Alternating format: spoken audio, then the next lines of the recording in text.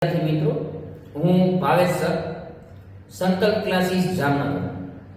આજે આપણે ધોરણ 12 અર્થશાસ્ત્ર એટલે કે ઇકોનોમિક્સ ની અંદર ઓછી મહેનતે કઈ રીતના વધુ માર્ક્સ છે કવર કરી શકીએ એ માટેની થોડી ઘણી ટિપ્સ છે એ આજે આપણે છે એ પ્રાપ્ત કરીશું.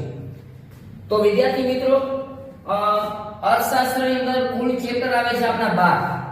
એમાંથી ચેપ્ટર નંબર 2, 5, 6, 7 અને 11 જેનું જનરલ વિકલ્પ શીખે વેઇટેજ થાય છે 13 માર્ક્સ, 13 માર્ક્સ, 12 માર્ક્સ, 15 માર્ક્સ અને 13 માર્ક્સ.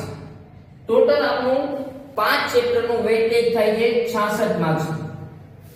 તો બોર્ડની પરીક્ષામાં કુલ જનરલ વિકલ્પ સહિતના જે પ્રશ્નો છે 127 માર્ક્સના, એમાંથી 66 માર્ક્સનું આ 5 ચેપ્ટરમાંથી છે એ આપણે પરીક્ષાની અંદર છે એ પૂછાય છે.